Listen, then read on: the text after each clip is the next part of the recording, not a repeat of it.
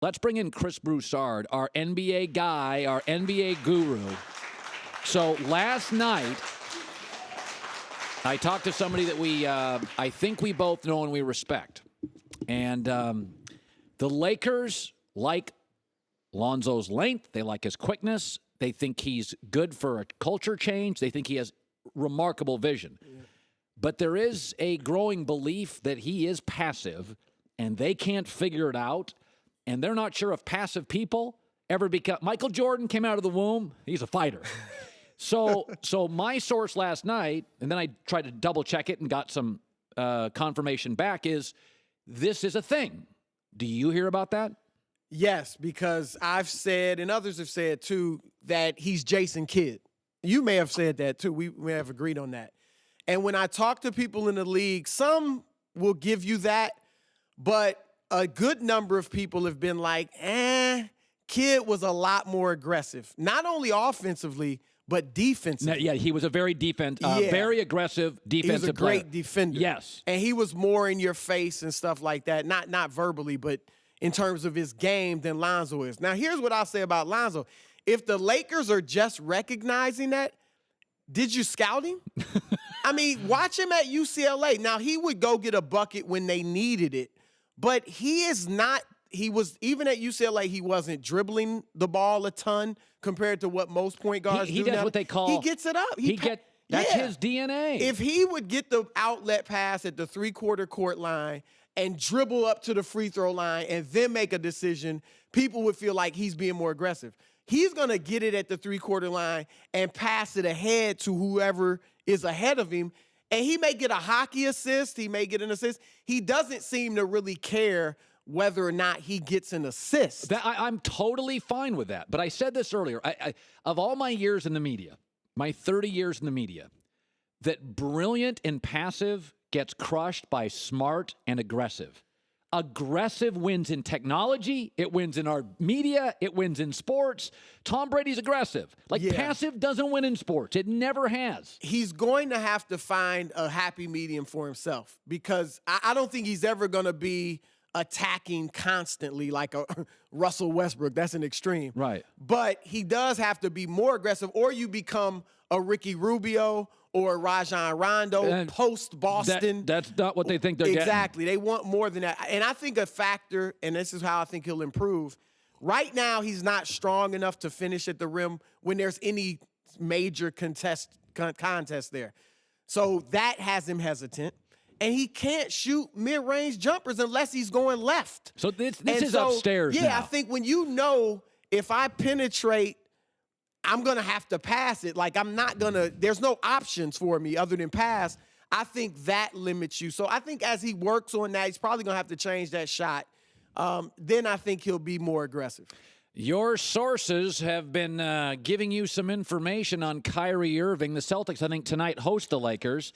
What are your sources, Broussard, saying about Kyrie Irving? Well, Kyrie, I'm told, is happy as a clam in Boston. This is from people close to him and the family. And because he's playing the way he wanted to play. He's handling the ball. He's being the point guard. But also, and remember, he had a couple days ago a quote about, like, an intellectual coach. Kind of a shot at Ty Lue. Yeah, Lue. it was definitely a shot. And he likes that, though, cutting, hockey assist, not isolation basketball. He used to tell people close to him during this great run they had in Cleveland that he would complain like, man, I'm getting this reputation as a selfish one-on-one player. And he's right. That was his reputation. Oh, no question. That was completely his reputation. He was an ISO act. Yeah, and he didn't like that. And so that is all played into, of the myriad of reasons that he left. Those were some of them. And now he is just tickled pink with what's going on in Boston. And there's no question right now, Cleveland misses him a lot more than he misses them. No question. Okay, so I know Kristine thinks I'm tough on Russell Westbrook, but I am willing to move off criticism. I said this. I'm watching, I think we have a graph. Paul George, Melo, and Russell Westbrook, this is funny. Look so far at their averages. They're identical. That's incredible. It's incredible. And here's what's happening. They're being too nice. And my argument's this. I know I've been tough on Westbrook. This is his team. By the way, the Warriors are Steph's team. But in the finals, Steph's like, it's not my time, it's my team. Russell Westbrook here, when I look at those numbers, he's being too nice. Dude, it is your team. It is not Carmelo's team. It is not Melo Paul. thinks it's his team. team. And that's the problem. But Russell Westbrook, to me, and this is the only time I've seen it in his career, he's turned into a nice guy. Take the team over. Well, it's definitely Westbrook's team. You're right about that. But here's the thing. Remember last year, before Durant got hurt, and even after he came back, it was the same. Like, Steph ended up leading the team with 18 shots a game. Right. Klay was 17. Durant was 16. Before Durant got hurt, Klay and Steph were both around 17, and Durant was right at 16-8 or something like that. Yeah. So they were close too. So I don't think it's, some people have suggested they're trying to make sure they all get basically the same amount of shots. Let's not do that. I don't think that's happening. I think there's a few things happening. Russ has adjusted more than anybody. There's no question. I mean, he's sharing the ball more than those two. I think his shots are up or around theirs because at times when they get behind, he just kind of goes like, okay, let me kind of take over and start shooting. And that's what happens. But look, first of all, I'm not surprised about their record because this is going to be an adjustment. You have three isolation-heavy players who've been that way their entire career. You predicted this. Yeah. So, I mean, Miami was 9-8 in 2010. You predicted. I said they'd go to 55 wins. You kept saying you got to give them 2 months. I think they'll get it together. But, yeah, this is not surprising. But I think what you see happening, because they're taking quick shots. There is really not much ball movement at all. It's never switching sides of the floor. Melo gets it, it's up.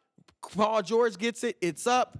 And I think they're getting more open looks than they're used to getting because Paul George was the only great offensive player in Indiana. Yeah. Carmelo, same thing in New York. Westbrook last year. So Melo and George look at these shots. They're not bad shots. They're wide open shots, and they're like, I'm open, so I'm shooting. So just but give it, they let need it to bake. get more movement. By the way, last minute, Chris Broussard. I'm not even going to talk LeBron. You know what I want to talk about? There are certain places, and I've said this before. There is nothing like Yankee Stadium. I've been to games at Yankee Stadium, and I've been to games at Fenway, and I've been to games at Wrigley. I've been to about 20 of the parks. Like, Yankee Stadium and Fenway Park feel different. Yep. It's just cooler. Listen, man, when you're in Los Angeles and the Lakers are rolling and you got movie stars all around you, it's the best-looking group of people. When the Lakers are winning, it's different than the Pacers winning. And so I'm watching Porzingis and the Knicks, and I swear by this. I've never gone to a basketball arena and felt the way I felt in Madison Square Garden. When the Knicks are good. It's great when they're good. Yeah. I don't know what it is, Chris. You work for the Times. It's guttural. Yep. It's visceral. It's raw. Can they get one more player with Porzingis in the next year? Because he is now a star in this league. No question. There's no question. They will become a destination place. Obviously, New York is a great city. Players like playing in Madison Square Garden, as you say, and you're in front of stars. There's rappers, celebrities, all in the front row. Porzingis now? He's a draw. He's not a selfish player. No. He's not just putting up big numbers, but I'm probably not going to get the ball if I play with him. He is a great player. It is fair. Now, I would take Giannis. But it is a legit question. Maybe you wouldn't. No, Giannis going to give you 37. Can't shoot. He cannot shoot. I'd take Porzingis. You would take It's a legit question. Just the fact that it's a legitimate question. Did you see him beat Monk off the dribble last night? Oh, he took a guard off the dribble. He's fantastic. And he does it. He's pretty good on the defensive end because he's active and he's long and he's got attitude. He is special. Yeah, I love him, and I do think he will be a draw because the reason people don't want to go to New York and lose. It's humiliating. If they think they can go there and win, it's the biggest party in the league. New York magnifies everything. So if you're bad there, you're the worst ever. Like Isaiah Thomas, he wasn't the worst GM ever, but because it was New York. Jeremy Lin, if you're good there, it's the best ever. Jeremy Lin. If he had that run in Milwaukee, it wouldn't have even been a big deal. Wouldn't have been a story. But it was Linsanity in New York. So Yeah, they can get some people. Am I crazy for saying that? I like Porzingis. No, Giannis is a physical freak, but Porzingis is 7'2" and can hit three. Skilled, certainly he's a more skilled basketball player. I think Porzingis. No, I think it's arguable. Give me a couple weeks, I might switch over too. But right now, I'm sticking with the Greek freak. Thanks for watching. Subscribe here to get the latest from the show. Also, be sure to check out more of the best clips from The Herd, or go watch a few segments from the newest show on FS1, First Things First, with Chris Carter and Nick Wright.